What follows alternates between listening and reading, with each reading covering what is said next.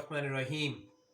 अस्सलामुअलैकुम students, welcome to my YouTube channel bio with Musammar. How are you students? Hopefully all of you are fine. Students, आज हम एक topic को discuss करेंगे और वो टॉपिक है लाइफ साइकिल ऑफ HIV। यानी हमने ह्यूमन इम्यूनो डेफिशिएंसी वायरस के लाइफ साइकिल को आज डिस्कस करना है। ये topic national book foundation chapter number 5 में और इसी तरह से पंजाब टेक्स्ट बुक बोर्ड में भी चैप्टर नंबर 5 में ये टॉपिक प्रेजेंट है। अब देखिए स्टूडेंट्स, प्रीवियस लेक्चर में मैंने आपको structure of human immuno deficiency virus के बारे में बताया था। तो आज हम ये डिस्कस करेंगे कि ये जो HIV है ये किस तरह से ह्यूमन की बॉडी के अंदर अपना लाइफ साइकिल कंप्लीट करता है। जैसे कि स्टूडेंट्स, मैंने प्रीवियस लेक्चर में आपको बताया था कि HIV का जो अटैक है वो ह्यूमन के इम्यून सिस्टम के सेल्स के ऊपर होता है और इम्यून सिस्टम में बेशुमार सेल्स हैं जिनमें एक टाइप के सेल्स उनको हम कहते हैं टी लिम्फोसाइट्स, और टी लिम्फोसाइट्स की भी आगे टाइप्स हैं जिनमें जो सबसे मेजर टाइप के टी लिम्फोसाइट्स हैं उनको हम कहते हैं हेल्पर टी सेल्स, और हेल्पर टी सेल्स को हम T4 सेल्स भी कहते हैं। तो स्टूडेंट्स, ये जो हेल्पर टी सेल्स होते हैं जिनको आप T4 सेल्स भी कहते हैं, HIV का जो अटैक होता है वो इन्हीं सेल्स के ऊपर होता है। तो हम 12 पॉइंट्स के अंदर HIV के लाइफ साइकिल को अंडरस्टैंड करने की कोशिश करेंगे। सबसे पहला जो पॉइंट है, सबसे जो पहला स्टेप है, उस स्टेप को हम कहते हैं अटैचमेंट और एड्सॉर्प्शन। अब देखिए स्टूडेंट्स, जाहिर सी बात है कि जब ये वायरस ह्यूमन के ब्लड में एंटर हो जाता है तो ये ह्यूमन के ब्लड के अंदर ये जैसे ये वायरस आएगा, तो प्रीवियस लेक्चर में मैंने आपको ये बताया था कि ये ह्यूमन के इम्यून सिस्टम को सप्रेस कर देता है। आफ्टर दैट जो हेल्पर टी सेल्स हैं, जो हेल्पर टी सेल्स हैं, इन हेल्पर टी सेल्स के ऊपर ये अटैक करेगा, उनके साथ ये अटैच हो जाएगा और इस अटैचमेंट को हम एड्सॉर्प्शन का नाम देते हैं। तो एड्सॉर्प्शन के अंदर होता क्या है, देखिए स्टूडेंट्स, जैसे यहाँ आप देख सकते हैं फर्स्ट स्टेप के अंदर HIV वायरस जो है वो जैसे ही हेल्पर टी सेल के करीब पहुंचता है तो हेल्पर टी सेल के पास कुछ रिसेप्टर्स जो है वो मौजूद हैं, और ये जो रिसेप्टर हेल्पर टी सेल के पास मौजूद है, इन रिसेप्टर्स को हम नाम देते हैं CD4 रिसेप्टर्स। और इसी तरह से देखिए स्टूडेंट्स, जो HIV वायरस है उसके बाहर यानी उसकी जो एनवेलप है उसमें कुछ प्रोटीन्स मौजूद हैं जिनको हम GP120 प्रोटीन्स कहते हैं। ये जो देखें स्टूडेंट GP120 प्रोटीन्स हैं, इनको हम डॉकिंग प्रोटीन्स भी कहते हैं, और डॉकिंग प्रोटीन्स का काम होता है रिसेप्टर्स के साथ जाके अटैच हो जाना। तो ये जो GP120 है ये डॉकिंग प्रोटीन है, और जो हेल्पर टी सेल्स हैं इनके ये जो रिसेप्टर जिनको हम CD4 रिसेप्टर्स कहते हैं। अब देखिए स्टूडेंट्स, ये जो CD4 रिसेप्टर और इन CD4 रिसेप्टर्स के अलावा CCR5 रिसेप्टर्स ये मौजूद होते हैं जो इस HIV को हेल्प करते हैं अटैचमेंट में और फ्यूजन के अंदर। अब देखिएगा स्टूडेंट्स के ये जो CD4 रिसेप्टर जो कि ऑलरेडी मौजूद है इन हेल्पर टी सेल्स के ऊपर, वैसे इन CD4 रिसेप्टर्स का काम क्या है? ये जो CD4 रिसेप्टर्स हैं ये बेसिकली हेल्पर टी सेल के लिए आप ये कह सकते हैं कि ये टी सेल रिसेप्टर्स का काम कर रहे होते हैं, TCRs का काम कर रहे हैं। और ये करते क्या हैं जी, ये अटैच होते हैं उस वक्त जब कभी किसी माइक्रोब वगैरह का अटैक हो जाता है बॉडी के ऊपर, तो मैक्रोफेजेस क्योंकि उन माइक्रोब्स को ये मैक्रोफेजेस जो हैं वो इनगल्फ करते हैं, और जब वो मैक्रोफेजेस उन माइक्रोब को इनगल्फ करते हैं तो वो अपनी बॉडी के ऊपर उनके एंटीजेंस को प्रेजेंट कर लेते हैं, और उसके बाद क्या होता है कि मैक्रोफेजेस बन जाते हैं एंटीजन प्रेजेंटिंग सेल्स। तो अब देखिए स्टूडेंट, जब वो एंटीजन प्रेजेंटिंग सेल्स बन जाएंगे तो ये जो CD4 रिसेप्टर्स होते हैं ये TCR के तौर पर काम कर रहे हैं, यानी टी सेल रिसेप्टर्स के तौर पे, और ये जाके एंटीजन रिसेप्टर सेल्स यानी APC के साथ अटैच हो जाते हैं। नॉर्मली इनका फंक्शन जो है वो ये है, जो कि इम्यून सिस्टम में ये रोल प्ले कर रहे होते हैं। इसी तरह से देखें स्टूडेंट, जो CCR5 रिसेप्टर्स होते हैं, और CCR5 स्टैंड्स फॉर कीमोकाइन रिसेप्टर्स। तो ये जो कीमोकाइन रिसेप्टर्स होते हैं, ये कीमोकाइन रिसेप्टर्स क्या कर रहे होते हैं? ये कीमोकाइन रिसेप्टर्स जो हैं ये बेसिकली कीमोटेक्सिस में हेल्प करते हैं, और दूसरे जो लिम्फोसाइट्स होते हैं उनके लिए एक सिग्नलिंग मॉलिक्यूल का काम करते हैं। अब देखिए स्टूडेंट, CD4 रिसेप्टर जो है ये जब APC के साथ अटैच हो जाते हैं तो उसके बाद ये टी लिम्फोसाइट्स को एक्टिव करने का काम कर रहे हैं, और इसी तरह से जो CCR5 है, ये रिसेप्टर्स भी दूसरे जो टी लिम्फोसाइट्स होते हैं उनको एक्टिव करने का काम कर रहे होते हैं। तो अब ये दोनों जो रिसेप्टर्स हैं वो इस्तेमाल होंगे HIV के लिए। अब क्या होता है स्टूडेंट्स कि ये जो दोनों रिसेप्टर हैं ये HIV के लिए यूज होते हैं, और HIV की अटैचमेंट और फ्यूजन में ये रिसेप्टर्स जो है वो अपना रोल प्ले करते हैं। अब जैसा कि मैंने आपको ये बताया स्टूडेंट्स के GP120 प्रोटीन्स हैं, और ये जो GP120 प्रोटीन्स हैं इसके साथ ये CD4 रिसेप्टर्स जो है वो अटैच हो जाते हैं, और ये CD4 रिसेप्टर जैसे ही इनके साथ बॉन्ड बना लेंगे उसके बाद क्या होगा कि CCR5 रिसेप्टर जो है वो इनको अट्रैक्ट करेंगे toward the membrane of the helper T cells, और ये जैसे ही हेल्पर टी सेल की मेम्ब्रेन की तरफ आएगा तो इससे जो है इसका सेकेंड स्टेप जो है वो स्टार्ट हो जाएगा, और सेकेंड स्टेप को हम कहते हैं फ्यूजन एंड पेनिट्रेशन। अब देखिएगा स्टूडेंट्स, फ्यूजन और पेनिट्रेशन में होता क्या है? फ्यूजन और पेनिट्रेशन के अंदर ये होता है कि जो वायरस की इन्वेलप है, जो कि वैसे प्लाज्मा मेम्ब्रेन ही है, वो इन्वेलप फ्यूज कर जाती है with the plasma membrane of T4 cell या हेल्पर टी सेल। तो ये जो हेल्पर टी सेल और इसी तरह से वायरस की जो इन्वेलप है ये आपस में फ्यूज कर जाएंगी, और इस फ्यूजन के अंदर जैसे कि मैंने आपको बताया है कि CCR5 रिसेप्टर जो हैं वो इनको अट्रैक्ट करके और दोनों मेम्ब्रेन्स को एक दूसरे के करीब लेकर आएंगे, और उसके बाद ये फ्यूजन हो जाएगी। और इस फ्यूजन के बाद क्या होगा? फ्यूजन के बाद ये होता है कि ये जो कैप्सिड मौजूद होता है इस वायरस के अंदर, ये कैप्सिड जो है ये एंटर हो जाता है in the helper T cell, in the cytoplasm of helper T cell. तो जैसे ही जो है ना ये cytoplasm of helper T cell के अंदर एंटर होगा, इस प्रोसेस को हम कहते हैं पेनिट्रेशन। अब ये दो स्टेप हो गए। पहले स्टेप को हम कहते हैं अटैचमेंट, और सेकंड स्टेप जो है उसके लिए हम वर्ड इस्तेमाल करेंगे फ्यूजन एंड पेनिट्रेशन। तो ये दो स्टेप हो गए। अब देखिए स्टूडेंट, थर्ड स्टेप में क्या होता है? थर्ड स्टेप के अंदर अब ये जो कैप्सिड है, इस कैप्सिड के अंदर क्योंकि इसका जीनोम जो है वो प्रेजेंट है, और प्रीवियस लेक्चर में मैंने आपको बताया था कि इसका जो जीनोम है वो आरएनए, दो आरएनए होते हैं जो कि सिंगल स्ट्रैंडेड, और ये जो दोनों सिंगल स्ट्रैंडेड आरएनए हैं ये इस कैप्सिड से बाहर आ जाएंगे।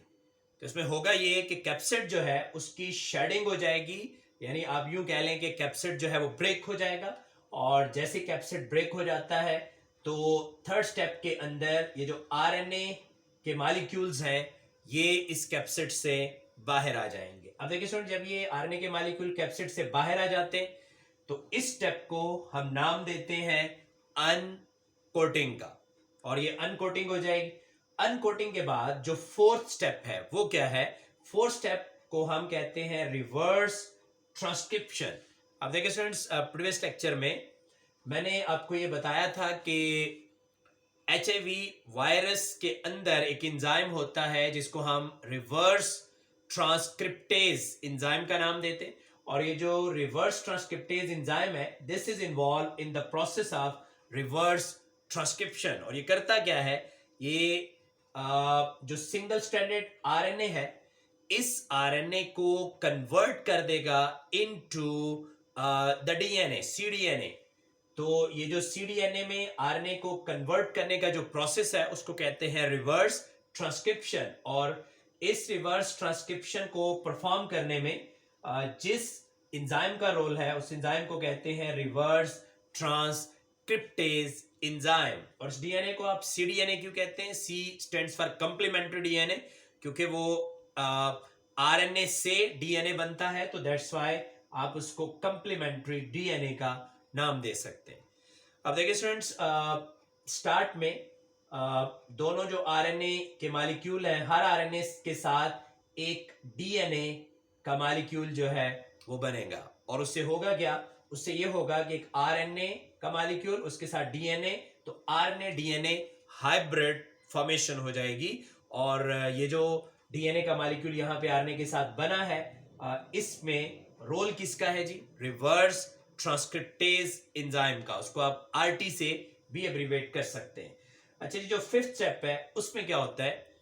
फिफ्थ स्टेप के अंदर जो वायरल आरएनए है वो डिसइंटीग्रेज हो जाएगा। और वायरल आरएनए को डिसइंटीग्रेज करने के लिए राइबोन्यूक्लिएज यानी आरएनएज एंजाइम है जो काम करते हैं, और वो इस आरएनए को डिसइंटीग्रेट कर देंगे। और समटाइम बुक्स के अंदर ये भी लिखा हुआ है कि ये जो आरटी एंजाइम है यही राइबोन्यूक्लिएज एंजाइम के तौर पर एक्ट करता है, और इस आरएनए को वो क्या कर देगा? डिसइंटीग्रेट कर देगा। अब देखिए स्टूडेंट, ये आरएनए जब डिसइंटीग्रेट हो जाएगा तो ये जो डीएनए सिंगल स्ट्रैंडेड डीएनए है इसके साथ एक और डीएनए की कॉपी बनेगी। तो इससे इसका जो है वो अगला स्टेप स्टार्ट हो जाएगा, जिसको हम डीएनए रेप्लिकेशन कहते हैं। और डीएनए रेप्लिकेशन में भी रोल उसी एंजाइम का होता है, जिसको आप आरटी एंजाइम या रिवर्स ट्रांसक्रिप्टेज एंजाइम कहते हैं। अब देखिए स्टूडेंट्स, इसमें होगा क्या? इसमें होगा ये कि जो सिंगल स्ट्रैंडेड डीएनए, एसएसडीएनए का मतलब है single stranded DNA, this will convert into double stranded DNA, dsDNA, double stranded DNA. तो single stranded DNA double stranded DNA में कन्वर्ट हो जाएगा। यहां आप देख सकते हैं कि जब इसके पास से आरएनए डिसइंटीग्रेट हो जाएगा तो ये सिंगल स्ट्रैंडेड हो जाएगा, और सिंगल स्ट्रैंडेड डीएनए को बाद में डबल स्ट्रैंडेड डीएनए में कन्वर्ट कर दिया जाएगा with the help of RT enzyme. तो ये डबल स्ट्रैंडेड डीएनए बन गया। ये 6 स्टेप है। उसके बाद जो 7th स्टेप है उसको हम कहते हैं इंटीग्रेशन। और देखिए स्टूडेंट्स, इंटीग्रेशन का मतलब क्या होता है? इंटीग्रेशन का मतलब है मिलना। अब किस चीज के साथ इसकी इंटीग्रेशन होती है? ये जो डबल स्ट्रैंडेड डीएनए बन गया, इस डबल स्ट्रैंडेड डीएनए को यहां से मूव करवा के और न्यूक्लियस के अंदर लाया जाता है, और न्यूक्लियर पोर के जरिए ये मूवमेंट होती है। और जो एंजाइम इसको न्यूक्लियस के अंदर लेकर आता है उस एंजाइम को हम नाम देते हैं इंटीग्रेज एंजाइम। और देखिए स्टूडेंट्स, वो जो इंटीग्रेज एंजाइम है वो इस डबल स्ट्रैंडेड डीएनए को न्यूक्लियस के अंदर ले आता है। और जब ये डबल स्ट्रैंडेड डीएनए न्यूक्लियस के अंदर आएगा तो इस इंटीग्रेज एंजाइम ने क्या करना है? ये इंटीग्रेज एंजाइम होस्ट के डीएनए को पहले कट करेगा, क्योंकि इंटीग्रेज एंजाइम में कुछ यूनिट्स होती हैं जो कि होस्ट के डीएनए को पहले कट करती हैं, एंड आफ्टर दैट वो कुछ यूनिट्स होती हैं इंटीग्रेज एंजाइम की जो इस वायरल डीएनए को होस्ट डीएनए के साथ इनकॉर्पोरेट करवा देंगी, इंटीग्रेट करवा देंगी। और इसी वजह से स्टेप को हम नाम देते हैं इंटीग्रेशन का। अच्छा, अब देखिए स्टूडेंट्स, 8th स्टेप जो है that is pro virus formation. अब होगा ये कि वायरल डीएनए और होस्ट डीएनए, जब वायरल डीएनए होस्ट के डीएनए के साथ इनकॉर्पोरेट हो जाएगा, इंटीग्रेट हो जाएगा, तो इसको फिर हम नाम देना शुरू कर देंगे प्रो वायरस का। This is called pro virus. Pro का मतलब होता है पहले, और वायरस वायरस है, यानी इसका मतलब ये है कि जी वायरस को बनाने वाला स्ट्रक्चर है ये, तो दैट्स व्हाई इसको आप प्रो वायरस कहते हैं। अच्छा जी, जो 9th स्टेप है वो कौन सा है? That is transcription and biosynthesis. और इस केस में होगा क्या? इसमें होगा ये कि ये जो प्रो वायरस है, ये प्रो वायरस वायरल एमआरएनए की फॉर्मेशन करवाएगा, और इसी तरह से जो वायरस का जिनोमिक आरएनए, देखिए एमआरएनए से जो वायरस का एमआरएनए उससे वायरस की प्रोटीन्स बनेंगी, और जो जिनोमिक आरएनए है वो वायरस के जीनोम को बनाने में हेल्प करेगा। जो 10th स्टेप है इसमें उसको कहते हैं ट्रांसलेशन, और ट्रांसलेशन आपको पता है कि this is formation of proteins from mRNA. तो इसमें होगा क्या, इसमें होगा ये कि जो वायरल एमआरएनए बन जाएगा उससे वायरस की प्रोटीन्स बनना शुरू हो जाएंगी, और स्टार्ट में ये जो प्रोटीन है ये लार्जर साइज की प्रोटीन्स बनेंगी, और ये लार्जर साइज प्रोटीन जो है वो बाद में प्रोटीज एंजाइम के जरिए ब्रेक होके और स्मॉलर स्ट्रक्चरल प्रोटीन्स में कन्वर्ट हो जाएंगी। और जब ये स्मॉलर स्ट्रक्चर प्रोटीन्स में कन्वर्ट हो जाती हैं और इसके साथ साथ देखें कि जी जीनोमिक आरएनए बन गया, तो ये अब रेडी हैं कि ये एक न्यू वेरियन जो है वो बना सकती हैं। तो इसके बाद जो 11th स्टेप है उसको हम कहते हैं मेचुरेशन। अब देखिए स्टूडेंट, मेचुरेशन के अंदर क्या होगा कि जो वायरल कंपोनेंट्स हैं यानी viral proteins plus viral genomic RNA, इनकी असेंबली होगी। असेंबली होने का मतलब ये है ये आपस में मिल जाएंगे और एक मेच्योर विरियन फॉर्मेशन होगी, और मेच्योर विरियन फॉर्मेशन के बाद अब इस वायरस ने हेल्पर टी सेल के अंदर से रिलीज होना है, और इसके रिलीज में जो 12th स्टेप आपके पास आ रहा है उसको आप रिलीज कह लें, या उसको नाम दे सकते हैं बडिंग, क्योंकि ये बड ऑफ होता है, और जब ये बड ऑफ होता है तो यहां से ये बाहर निकल जाएगा। अब यहां पे एक पॉइंट स्टूडेंट याद रखिएगा कि जब इस विरियन की बडिंग होती है तो इसने जो ये स्पाइक्स होते हैं या GP120 protein plus GP41 protein जो है उनको मिला के, तो वो प्रोटीन जब यहां से बनती हैं तो ऑलरेडी यहां से मूव करके और होस्ट की इन्वेलप से यानी जो होस्ट की प्लाज्मा मेम्ब्रेन है उससे बाहर आ जाती, और ये जो होस्ट की प्लाज्मा मेम्ब्रेन से जैसे ही ये प्रोटीन बाहर आ जाएंगी, और जब ये